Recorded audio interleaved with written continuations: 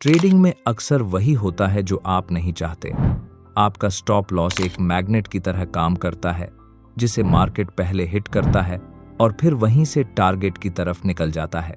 लेकिन क्या आपने कभी सोचा है कि ऐसा क्यों होता है? असल में बड़े प्लेयर्स को सस्ती बाइंग करने के लिए आपके स्टॉप लॉस की जरूरत होती है। आज मैं आपको वो राज दिखाऊंगा जो चार्ट के पीछे छुपा है।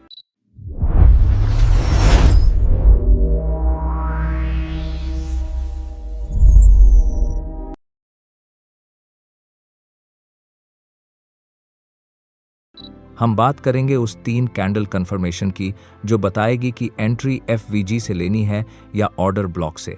सीखेंगे कि कैसे बड़े प्लेयर्स अपने ऑर्डर्स को फील करने के लिए पैनिक क्रिएट करते हैं और कैसे हम उनकी इस चाल को समझकर एक प्रॉफिटेबल ट्रेड सेटअप पहचान सकते हैं। इस इमेज को ध्यान से देखिए। यहाँ लिक्विडिटी का पूरा खेल समझाया गया है। तो चलिए बिना किसी फालतू बात के सीधे चार्ट पर चलते हैं और इस लॉजिक को समझते हैं। हम सभी जानते हैं कि मार्केट जब अप ट्रेंड में होता है तो हर बार पिछले हाई के ऊपर क्लोज देता है, और जब ये क्लोज होता है तब BOS ब्रेक ऑफ स्ट्रक्चर होता है और बॉस होने के बाद ही हायर लो कंफर्म होता है।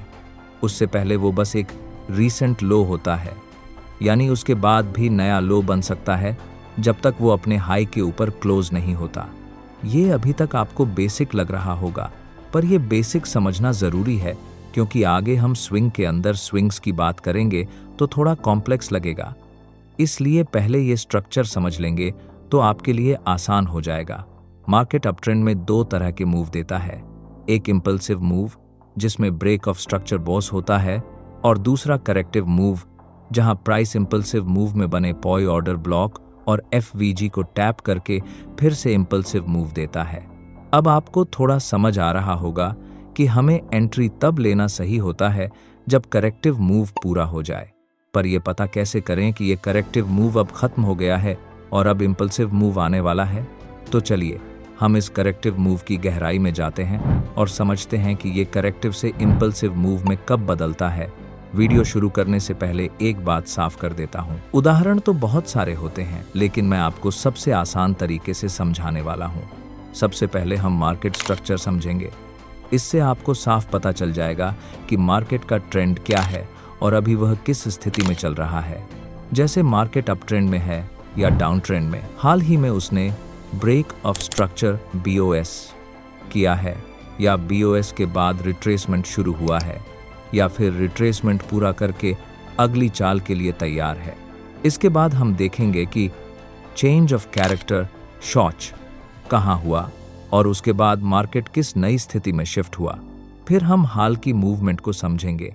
क्या प्राइस ने किसी ऑर्डर ब्लॉक या FVG फेयर वैल्यू गैप पर रिएक्ट किया है या वहां से रिट्रेसमेंट लिया है? अभी के लिए मैं आपको निफ्टी के रियल चार्ट पर एक बेसिक स्ट्रक्चर मैपिंग करके दिखाता हूं। क्योंकि यह रियल चार्ट है, इसलिए ड्राइंग आपको थोड़ी असमान या परफेक्ट नहीं लगेगी, लेकिन असल में मार्केट स्ट्रक्चर इसी तरह स्वाभाविक रूप से बनता है। वीडियो शुरू करने से पहले आपका एक छोटा सा टेस्ट लेते हैं। आपको कमेंट करके बताना है कि इमेज में जो 2 चेंज ऑफ कैरेक्टर की लाइनें ड्रॉ की गई हैं, जहां प्राइस हाई को ब्रेक कर रहा है, उनमें से सही कौन सा है? ध्यान से देखिए और अपना जवाब कमेंट में जरूर लिखिए। वैसे वीडियो के अंत तक आपको इसका सही उत्तर मिल जाएगा, इसलिए वीडियो को एंड तक जरूर देखें। स्ट्रक्चर मैपिंग के लिए हमें हमेशा किसी एक पॉइंट से शुरुआत करनी होती है। यहाँ मैंने नीचे का वह पॉइंट लिया है जहाँ से मार्केट ने ऊपर की तरफ मूव किया, फिर नीचे आया, और उसके बाद हमें साफ दिखाई दे रहा है कि वह अपने ही पहले बनाए गए लेवल यानी एक ऑर्डर ब्लॉक। तो चलिए सबसे पहले इस पूरे मूव को गहराई से समझते हैं। जब मार्केट ऊपर जा रहा था तब वह किस तरह के फुटप्रिंट्स छोड़ रहा था, यानी उसकी चाल क्या बता रही थी। फिर ऐसा क्या हुआ कि मार्केट नीचे आने लगा, और उसके बाद ऐसा क्या बदला कि वही मार्केट फिर से नीचे से ऊपर उठने लगा। अब सबसे महत्वपूर्ण सवाल, यह मूव आखिर कहां तक जा सकता है? आइए इसे स्टेप बाय स्टेप समझते हैं। सबसे पहले जो स्विंग हमें दिखाई दे रहे हैं, उन्हें हम एक पाथ ड्रॉइंग टूल की मदद से इस तरह मार्क करेंगे कि हर स्विंग क्लियर दिखे।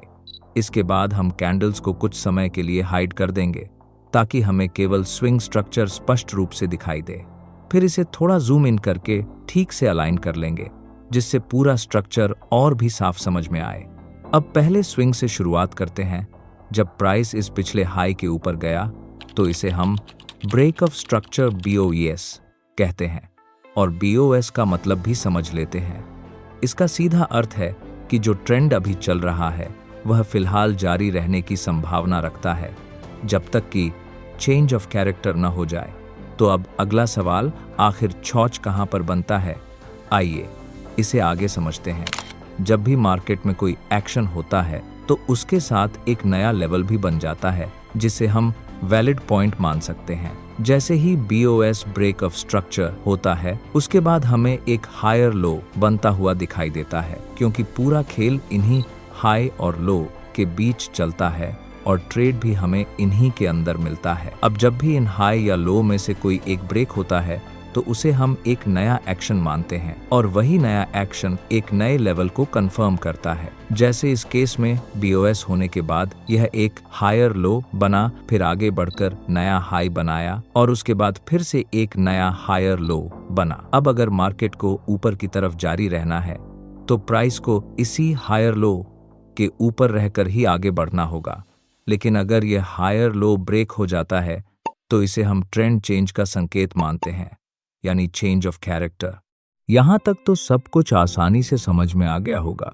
अब हम इस अगले हिस्से को देखते हैं जो पहले के मुकाबले थोड़ा ज्यादा जटिल लगता है, और इसी जटिल चीज को मैं अब सरल तरीके से समझाने वाला हूं। ध्यान से देखिए, जब मार्केट ब्रेक ऑफ स्ट्रक्चर करता है तो सिर्फ हायर लो ही कंफर्म नहीं होता, बल्कि एक नया हायर हाई भी बनता है। अब महत्वपूर्ण बात यह है, अगर मार्केट उस हायर हाई के ऊपर जाकर टिक नहीं पाता और साथ ही नीचे आकर हायर लो को भी ब्रेक कर देता है, तो यही एक मजबूत संकेत बन जाता है चेंज ऑफ कैरेक्टर का। यानी जो मार्केट अब तक ऊपर की दिशा में जा रहा था वह अब नीचे की तरफ जाने की तैयारी कर चुका है। बीच में छोटे मोटे पुल बैक्स जरूर आएंगे, लेकिन ओवरऑल दिशा बदल चुकी होती है। अब आपके मन में एक सवाल आ रहा होगा, एंट्री कहां लें और स्टॉप लॉस कहां रखें? चिंता मत कीजिए, मैं धीरे धीरे आपको उसी दिशा में ले जा रहा हूं ताकि आप सही जगह पर सही निर्णय ले सकें। अब चेंज ऑफ कैरेक्टर होने के बाद देखते हैं कि मार्केट ने आगे क्या किया, क्या वह सच में नीचे की तरफ गया या नहीं। वैसे मैं आपको यही चीज इंट्राडे चार्ट पर भी दिखाऊंगा, जहां हम 5 मिनट से 30 मिनट के टाइम फ्रेम पर एकदम सटीक एंट्री ढूंढेंगे, जिसमें order block, FVG, fair value gap और लिक्विडिटी का भी इस्तेमाल करेंगे। अब यहां ध्यान से देखिए, चौच होने के बाद मार्केट ने फिर से एक BOS ब्रेक ऑफ स्ट्रक्चर किया, और जैसे ही ये BOS हुआ हमें एक लोअर लो और एक लोअर हाई मिला जो डाउन ट्रेंड की पुष्टि करता है। अब अगर मार्केट को नीचे की तरफ जारी रहना है तो उसे लोअर हाई के ऊपर नहीं जाना चाहिए। अगर वह उसके ऊपर चला जाता है तो फिर से छौक बन जाता है, जैसा कि इस चार्ट में हुआ है। भले ही प्राइस अपने पिछले हायर हाई के ऊपर नहीं गया, फिर भी हम इसे एक वैलिड छौच मान सकते हैं, क्योंकि स्ट्रक्चर का फ्लो बदल चुका है। अब मान लीजिए कि ट्रेंड बदल गया, तो आदर्श रूप से मार्केट को एक नया BOS करना चाहिए था, जिससे हमें एक हायर लो मिलता। लेकिन यहाँ मार्केट ने वैसा नहीं किया, बल्कि उसने दोबारा अपने ही लो को तोड़ दिया, जबकि नियम के अनुसार उसे बिना लो को छुए पहले हाई के ऊपर जाना चाहिए था। लेकिन ऐसा नहीं हुआ, यह मूव फेल हो गया और मार्केट ने फिर से एक चौच चेंज ऑफ कैरेक्टर बना दिया। अब हम आगे बढ़ते हैं और देखते हैं कि पिछली बार जब मार्केट ने अप ट्रेंड से डाउन ट्रेंड की तरफ चौच किया था तो वह मूव आखिर कहां तक गया और कैसे विकसित हुआ। यहां साफ दिखाई दे रहा है कि हाल ही का लोअर लो ब्रेक हुआ है, जिसे हम BOS ब्रेक ऑफ स्ट्रक्चर से मार्क कर सकते हैं। और जैसे जैसे यह BOS बन रहा है वैसे वैसे लोअर हाई भी कंफर्म होता जा रहा है। अब हमें इस लोअर हाई को ध्यान से मार्क करना है, क्योंकि जब तक मार्केट इसके ऊपर क्लोज नहीं देता तब तक डाउन ट्रेंड जारी रहने की संभावना बनी रहती है। तो फिलहाल हमारा फोकस यही रहेगा। हम लोअर हाई के ब्रेक होने का इंतजार करेंगे ताकि आगे का क्लियर डायरेक्शन मिल सके। सबसे पहले मैं चार्ट को थोड़ा क्लीन कर देता हूं ताकि समझने में आसानी हो और हमें साफ साफ दिखाई दे कि आखिरी BOS ब्रेक ऑफ स्ट्रक्चर कहां हुआ था, क्योंकि BOS के बाद ही हमें एक हायर लो मिलता है और जब यही हायर लो ब्रेक होता है तभी ट्रेंड बदलने का संकेत मिलता है। इसलिए चार्ट को क्लियर करके इन लेवल्स को पहचानना बहुत ज़रूरी है। यही वह पॉइंट है जहां मार्केट ने आखिरी बार BOS ब्रेक ऑफ स्ट्रक्चर किया था, जिसके बाद हमें एक लोअर लो और एक लोअर हाई देखने को मिला। और नियम ये कहते हैं कि जब भी मार्केट इस लोअर हाई के ऊपर क्लोज देता है तो उसे ट्रेंड बदलने का संकेत माना जाता है, जैसा कि इस चार्ट में दिखाई दे रहा है।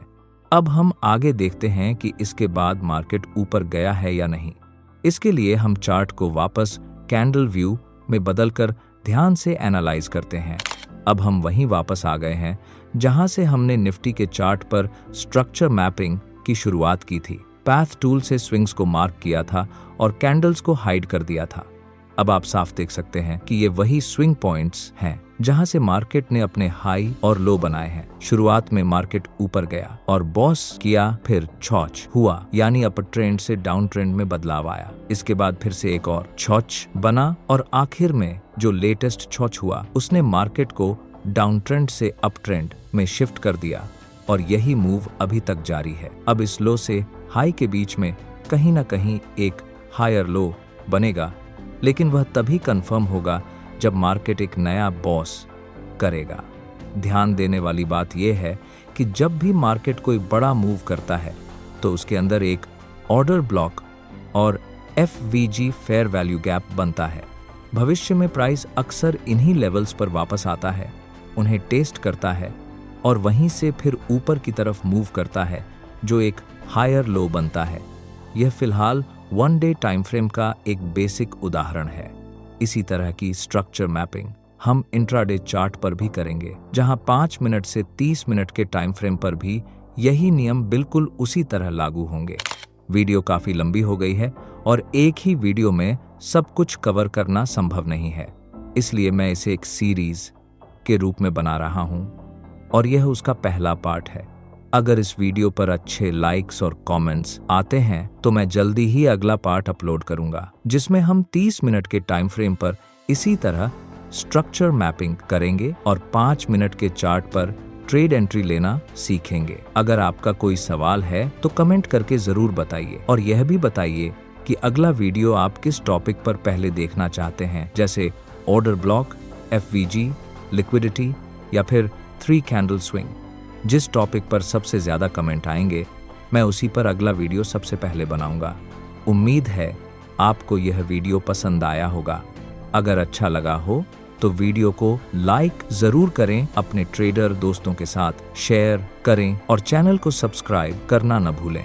आइए इस वीडियो में ही कुछ उदाहरण देख लेते हैं। बाकी के डिटेल्ड उदाहरण हम अगले वीडियो में कवर करेंगे। यह निफ्टी का 30 मिनट का चार्ट है और हमने वही शुरुआती पॉइंट लिया है जहां से हमने 1 डे पर स्ट्रक्चर मैपिंग शुरू की थी। अब यहां हम बड़े स्विंग्स पर फोकस करेंगे, यानी ज्यादा कैंडल्स को मिलाकर स्विंग समझने की कोशिश करेंगे ताकि हमें सही लोअर हाई का पता चल सके, क्योंकि यही वह लेवल होता है जिसके ऊपर ब्रेक होने पर मार्केट डाउन ट्रेंड से अप ट्रेंड में शिफ्ट करता है। इसी तरह जब अप ट्रेंड में हायर लो टूट जाता है तो यह संकेत होता है कि मार्केट अब डाउन ट्रेंड की तरफ जा सकता है। बाकी सारी चीजें मैं आपको चार्ट पर मार्क करके दिखा रहा हूं। आप इन ड्राइंग्स को देखकर आसानी से समझ पाएंगे। हमने हर एक मूव, चाहे वह इम्पल्सिव हो या करेक्टिव, उसे एक रेंज के रूप में मार्क किया है जो आपको एक कैंडल की तरह दिखाई दे रही है।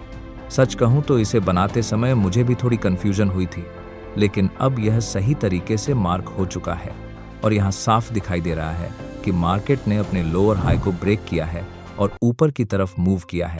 अब तक हमने इस पूरे मूव को समझ लिया है। इसके आगे का मूव और उसकी पूरी मैपिंग हम अगले वीडियो में विस्तार से देखेंगे। आखिर में हम उन अहम पॉइंट्स तक पहुंचेंगे जहां पर वर्तमान समय में मार्केट किस लेवल पर है, किस स्टेट में है और आगे किस दिशा में जाने की तैयारी कर रहा है। साथ ही हम यह भी समझेंगे कि मार्केट कहां से और किस लेवल तक गिर सकता है और कहां से उसमें रिवर्सल आने की संभावना बन सकती है। मिलते हैं अगले वीडियो में।